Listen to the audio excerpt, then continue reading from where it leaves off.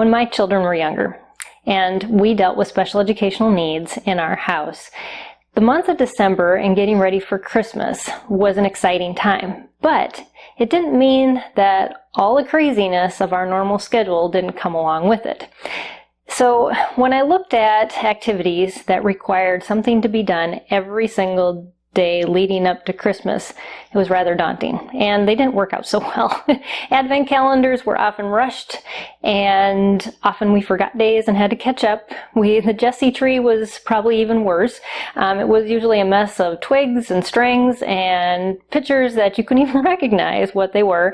And those month-long books that lead up to Christmas are wonderful stories, but it was a great accomplishment if we finished them.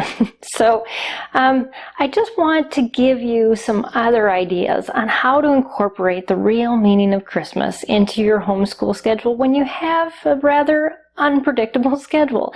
So these are 3 ideas that I'm just going to give you to get you started on thinking maybe outside the box of what you really can do to instill Christ in your Christmas when you homeschool. So the first thing to do is, if you have an afternoon and you got kids that love building forts and building things, let go of your house being clean and let them build the nativity scene out of tables and blankets and chairs. Pull out the doll for baby Jesus and, whatever they want to make, the camels, the sheep. And then take out the Bible and have them walk through while you narrate the story.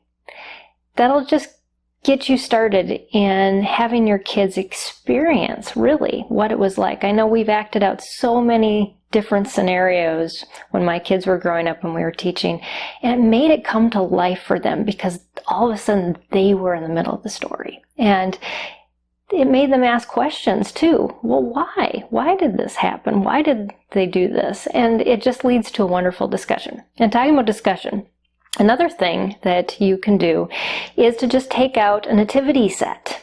It's better to have one that your kids can touch, not a breakable one. We love this VeggieTales one that we've had around forever. But just put it in the middle of the room and have the kids play with it. But while they're playing, sit there and ask them questions.